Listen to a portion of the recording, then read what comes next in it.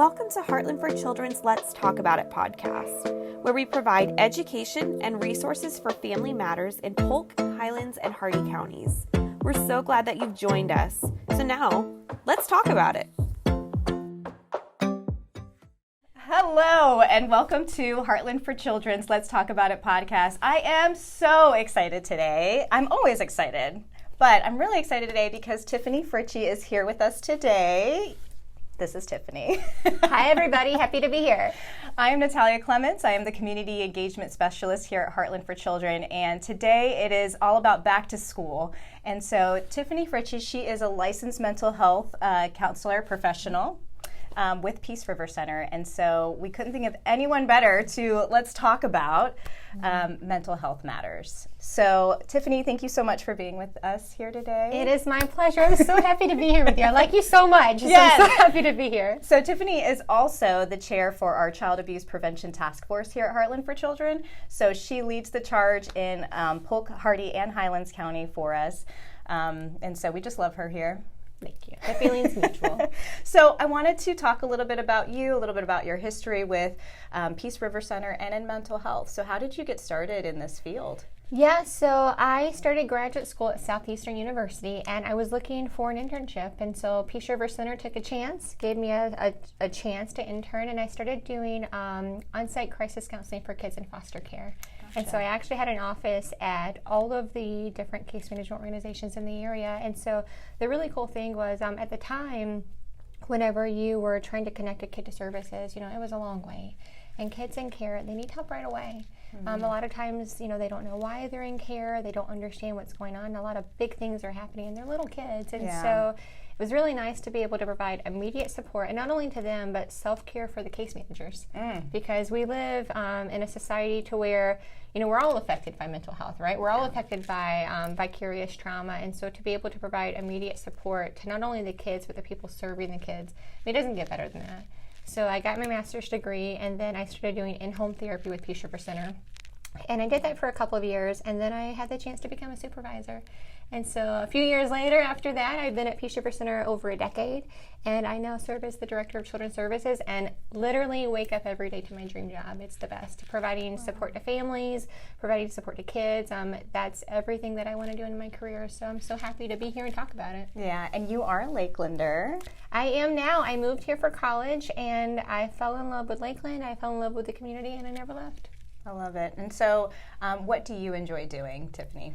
So I have a 5-year-old who's starting kindergarten in a week, 2 weeks, and I have a 3rd grader starting, and we just love to be together. I know that sounds so cheesy, but sometimes whenever you work, and you're constantly working with people, it's nice just to be still. Yeah. And one of the things that we love to do is just to be still, to spend time together, to be quiet. We'll go outside and play. We love going to the beach. Last week we went kayaking. Ooh. It was so much fun. No child fell out of the kayak. We all stayed dry. Good. Just being together. That's my favorite thing. Oh, I love that. Well, let's jump into it. What we're talking about today is mental health matters for back to school.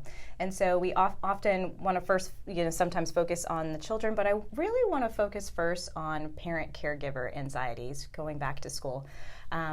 What are some things when reviewing some of the feelings that may be coming up for parents and caregivers? What are some tools and tips that you can give as we enter this school year? So I think one of the biggest things is to learn how to be a good model for your kid, right? So when you're talking about kids, sometimes people don't realize, they're people. They're small people, but they're people, and so they have big feelings and big reactions and not a lot of life experience to learn how to manage that. Yeah. And so I think that, first of all, understanding, okay, the best way to teach my child how to regulate their mental health is for me to regulate my mental health. Right? And so implementing self-care, and sometimes providers were the worst ones because we teach self-care to everybody else.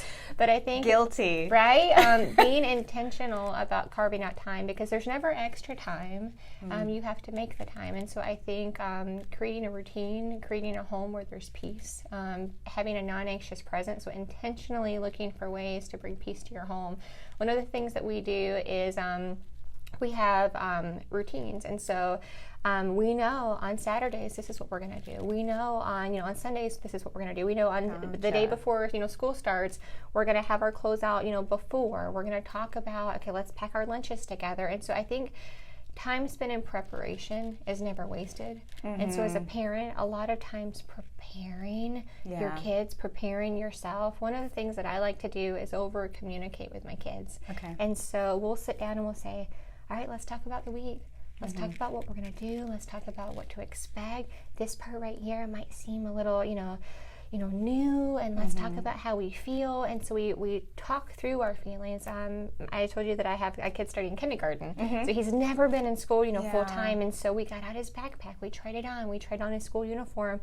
So in preparation, we go through, we talk about, well, how do you think you might feel when you get to class and you don't know anybody, or how do you think it's going to feel whenever you go to the bathroom, this big bathroom by yourself for the first time.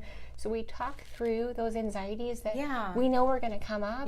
But they don't, right? Because this is new. And I think one of the things to keep in mind is anytime someone goes through a transition, there's an adjustment that happens. And for kids, they don't have the life experience to know sometimes what's going to come up. And so as parents, it's great to be able to prepare them.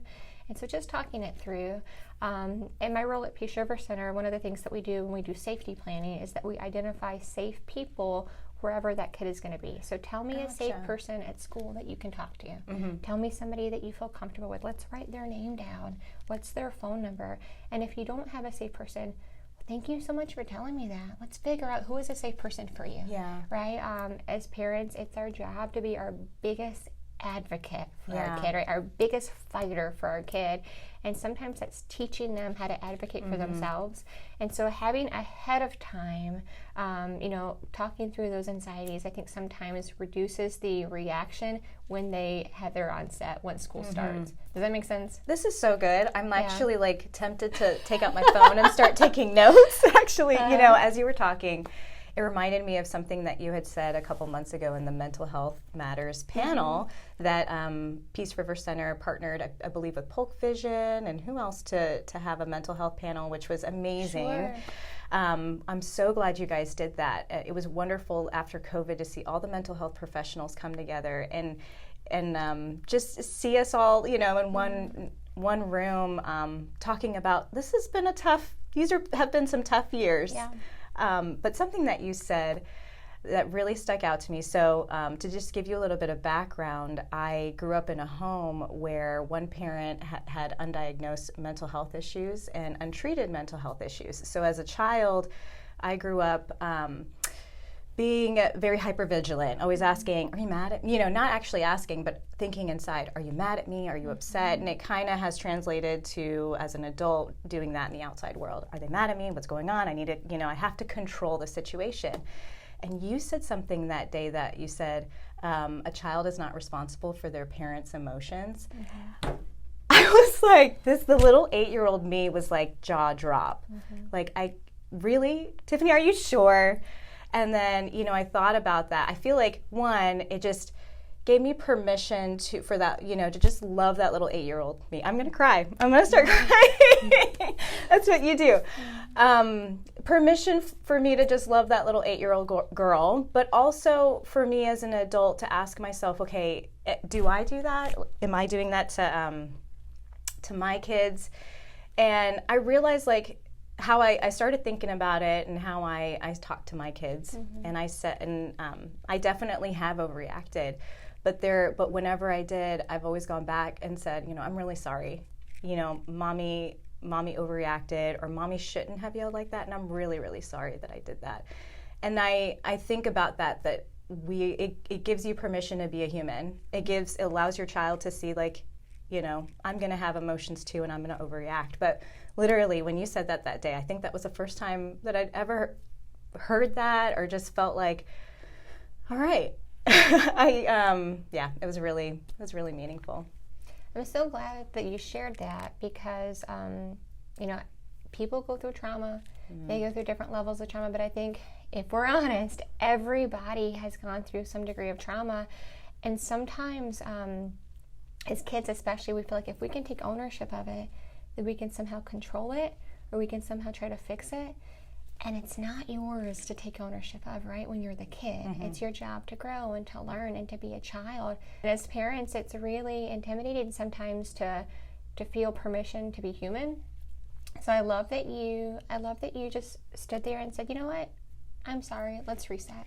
And I think sometimes as parents, that can be the best thing because it teaches our kids, you're going to mess up. And if you come to that person in grace and in authenticity and say, I'm sorry, but I love you, and I want to make this better, almost every time I've been in that situation, that person is so receptive because it's all about relationships, right? It's all about you're building bridges or you're burning them, and people make mistakes. But if you try to restore and repair that relationship, oh my gosh, restoration can happen and true healing can happen, and then you can change the whole course of your family. Yeah. Right? You can teach your children how to parent in a healthy way, and you break those generational cycles. And there's nothing better than that. So good. So good. So let's shift it over to talking about children and all of their feelings that may be coming up and their anxieties. Dealing with some of the complaints that may be coming up, because if we have young children who don't have that toolkit. When adults are feeling stressed, they may eventually learn how to, okay, well, I'm going to take a walk, and I'm going to hydrate, or I'm going to take a hot shower. But with children, they don't necessarily have that toolkit. So addressing those anxieties, what are some suggestions that you have as a parent? Yeah, I think that as a parent, sometimes, a lot of times we parent the way we were parented. Right? And sometimes that's a good thing, and sometimes there's room to grow. And for me, one of the things that I've had to remember, and these are simple things, but a kid is a kid. And so when they have these big feelings, these big reactions, a lot of times they're having them in the way they're having them because they don't know how to regulate. They don't know how to have them in a healthier way. So it's my job to teach them that. Yeah. And so I remember vividly, my 8-year-old, when she was probably, I think, starting kindergarten, and it was my first child, never had a kid in school before. I hadn't been in kindergarten in a long time, so I didn't quite remember. And she came home, and what we find to be true across the board is usually the first, and the second week of school, kids, they have big changes. So they usually have, changes in their behavior, changes in their mood. It's a lot on a kid whenever they're used to a summer schedule and, they have a school schedule. And so I remember specifically she would be coming home and she would be so moody or so irritable. And the natural reaction, I think that most of us as parents have to say is like, well, you're not going to talk to me like that, right? Yeah. Or you better stop doing that, right? And I remember thinking, wait a minute, she's 5. And her whole world is changing, and she doesn't understand, and this is how it's coming out. So it's not coming out because she doesn't love me. It's not coming out because she doesn't respect me. It's coming out because she doesn't understand how to process this. And so I have bad days, and when I have bad days, I give myself permission to have a bad day. Maybe, I'm short with someone. Maybe, I don't have as much grace as I should have. So what do? I go home, I relax, I go for a walk. I give myself permission to process whatever big feelings I'm feeling. I've got to teach my child how to give herself that same permission in a way that's healthy for her. And so I remember vividly, she came home and she was, not in her best mood. And I said, you know what? I love you. And because I love you, I'm going to help you work through this. So you're going to go take a bubble bath. I'm going to give you a snack. And we're going to take some time just to rest. Yeah. And then we're going to reset and we're going to have a great night. And you know what? That did it. Yeah. She needed that time to decompress. And I think if we just remember that these little kids are people, just like we have bad days and we need to decompress, so do they, but they don't know how. So if we can teach them how in a healthy way, not only does that help our family be in a place of peace, but it gives them coping skills that they can use when you're not around, because they give themselves permission to feel. We want to validate their feelings, but give them the tools that they need to process them out in a healthy way. So I tried this when I, because I've heard this story before, and I was like, okay, Tiffani, we'll see. Did you really? I did. So my son comes home. He is just about to turn 5. And so I was like, all right, Tiffani. I'm there to pick him up. And then the counselor let me know, he's had a really rough day. He's made some really bad choices. He's put hands on other kids. So it was one of those things, I think, as a parent where you start to feel like, okay, well, I guess I need to discipline, or maybe we need to take away privileges because this will be the thing. But I was like, no, Tiffani said that let's think about regulating first. So I was like, we're in the car, and he's, Bud, what's going on? He's shut down. And I was like, why don't we go home and take a bath so you can relax? And he's like, I'm already relaxed. We get home. I mean, I get all the toys. I do the whole bubble bath. And he's just like, okay, fine. I'd finally convinced him. And then afterwards, he was like, Mom, you want to play cards? And I was like, let's play some cards. Yeah, let's play. And I think that what it did is it did allow him to relax, but it allowed him to be open and receptive to connection. And that's so much better than me being like, go to your room, disconnect. Go to your room and you think about it, 5-year-old, what you've done the whole day. And all you're really thinking is, I'm stuck here and I want to play. So it was really good advice that I was like, Tiffani, we'll see. I'm so glad. Well, what I have found, in my life that's been helpful is not punitive, what are we going to do? Because there is accountability, absolutely, that comes with parenting. You want to teach your children to grow up to be, respectful citizens. Of course you do. Yeah. But what do they need from me in this moment? And a lot of times when I'm having these, big reactions out of my 5-year-old, out of my 8-year-old, they need their mom. They don't need this, they need this. Yeah. And so, so many times I've had to remind myself, because when you're in that moment, right? And so I'll say, come sit with me. And just the other day, my 5-year-old, he had a big reaction. And I said, seems like you're having a hard time, helping to manage your feelings. Come sit next to me and I'll help you. And so he sat next to me. So instead of doing time out, a lot of times what we'll do in our home is time in. Okay. So you're having a hard time. I clearly see this. It is very obvious. Yeah. Come sit with me and I'll rub his back and I'll hold him and I will help teach him how to regulate his body, because you're not born automatically knowing. No. You have to learn that. And I love what you were talking about with that hypervigilant state, because it's true. Your body... you have that fight, flight, or freeze. And that is a built-in defense mechanism to keep you alive, to keep you safe. But children going through stress, adults going through stress, your body doesn't know the difference between an actual threat and a perceived threat, right? And so whenever you feel threatened, when you feel defensive, that kicks in. And if you don't have the coping skills to help regulate, then you're going to have that fight, flight, or freeze. That's why a lot of times we'll feel defensive, or, we get ready to fight. Yeah. And sometimes I'll hear the phrase, like, oh, well, they're just, attention seeking. It's just for attention. And I would challenge that and say, no, it's connection seeking. They're craving a connection. There's a void there. And if you'll fill it with, I'm here for you, I'm on your side, this behavior's not okay, but let me help teach you, then typically what I see is everybody starts to regulate. And then you see changes in your system, you see changes in the atmosphere, and then you see lasting restoration and not just punitive measures in the moment that might not be as effective long term. That's good. So when we're talking about children's emotions, when do we know, or when can we see if it's typical or atypical? So what are the moments that you see? Obviously there's situations and reactions that are built from trauma, but then what if it's also, what is the difference that you'll see that it's not just like a normal, I don't like my teacher, I don't, I don't have any friends at school, but when it's something that's really significant, that needs to be addressed, that how do you know? Sure. Well, the first assessment we always do is this person in crisis, right? Right now, in this moment, are they in danger? Maybe are they a harm to themselves? Are they a harm to someone else? Is there a medical emergency? And typically, right away, if there's a crisis situation, it's usually pretty apparent.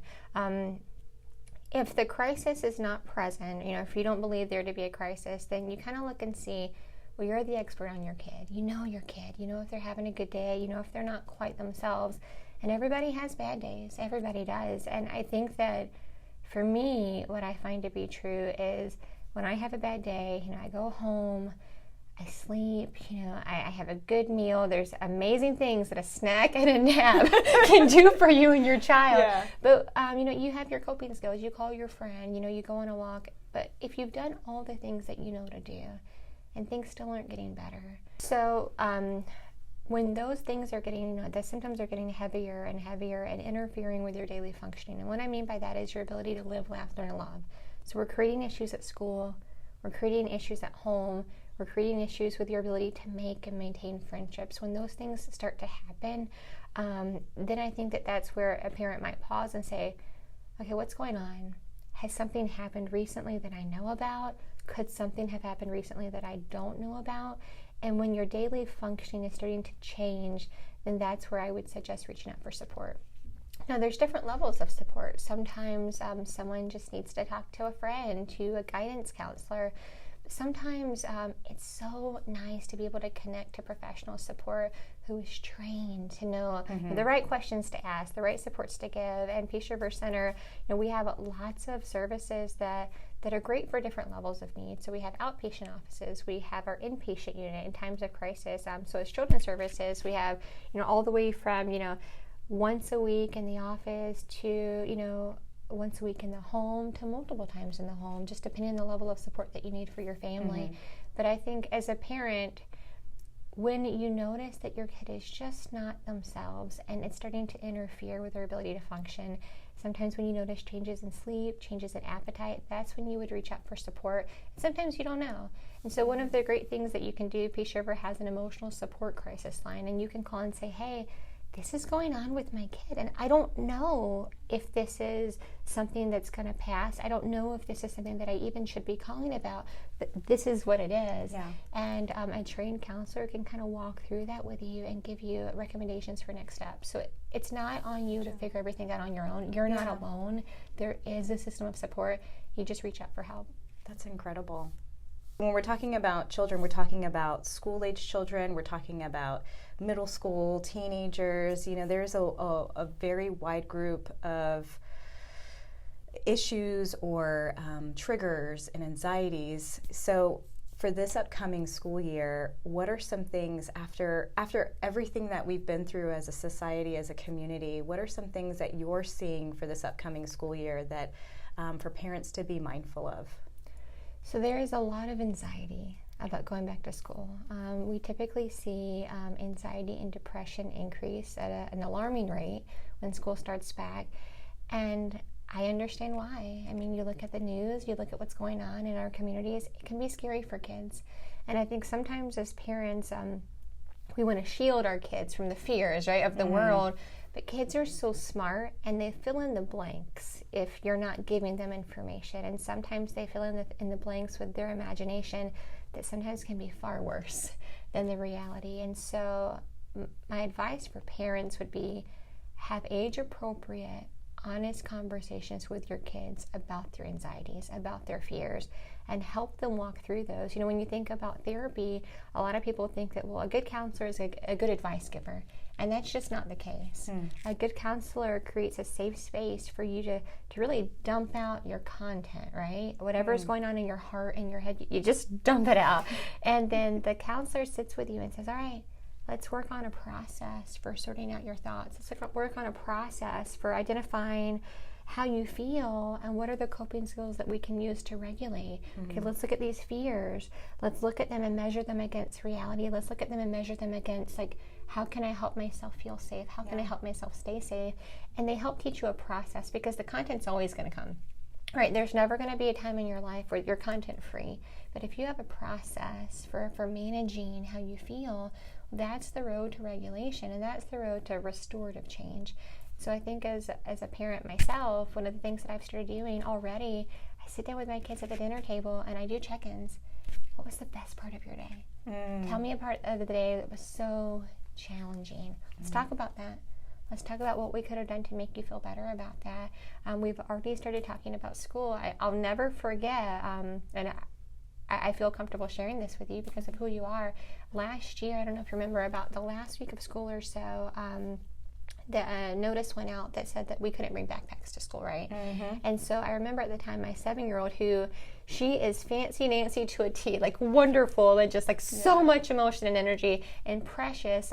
She was outside with me. We were outside looking at stars, and she said, I think I know why we couldn't bring backpacks to school. And we had never, really talked about it at the time because, the announcement had just come out, and a lot of the kids were just excited because they had to bring their books to school, like, no homework. Yeah. And she said, I bet it's because they don't want us to bring any guns. Wow. And I had never even had a conversation with her about that, not because I had been avoiding it, but because we just hadn't.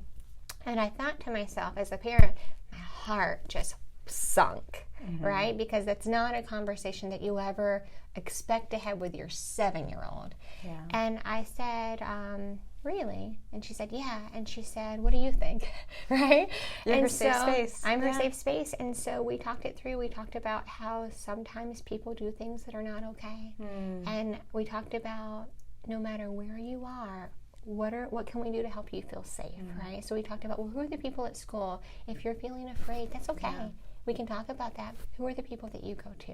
Let's talk about how they keep you safe at school. Let's talk about how much your principal cares about you, right? So we'd walk it through, and at the end, I'm like thinking in my mind, like, was that enough? Was that not enough? Should I have said this? Should I have said that? But I looked at her face, and she said, okay. And I said, are you okay going to school tomorrow? She's like, yeah.